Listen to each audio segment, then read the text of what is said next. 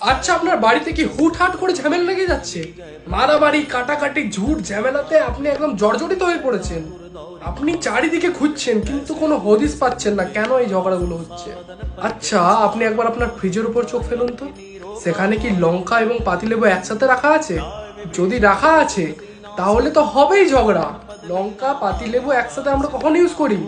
যখন নেগেটিভ এনার্জিকে শোষণ করতে হয়। এরপর আপনি সেটাকে আপনার ফ্রিজের মধ্যে রেখে দিলেন। ফ্রিজের মধ্যে খাবার দাবার থাকে তো, মানে খাবার দাবারের সঙ্গে নেগেটিভ এনার্জি প্রত্যেক মানুষের মধ্যে ঢুকছে। তাহলে ঝুট ঝামেলা তো স্বাভাবিক ব্যাপার। লঙ্কা এবং পাতিলেবুকে সব সময় আলাদাভাবে রাখবেন। ফ্রিজের মধ্যে রাখুন, কোনো অসুবিধা নেই, কিন্তু আলাদা করে রাখুন দুটোকে। দেখবেন ঝুট ঝামেলার হার অনেকটা কমে এসছে। হঠাৎ হঠাৎ করে ঝুট ঝামেলা লাগবে না, মারামারি কাটাকাটিও হবে না। ভিডিওটা লাইক করে দেবে, শেয়ার করবে যাদের বাড়িতে পাতিলেবু এবং লঙ্কা ফ্রিজের মধ্যে রাখা আছে। এসব টিপস পেতে না ফলো করতে হবে।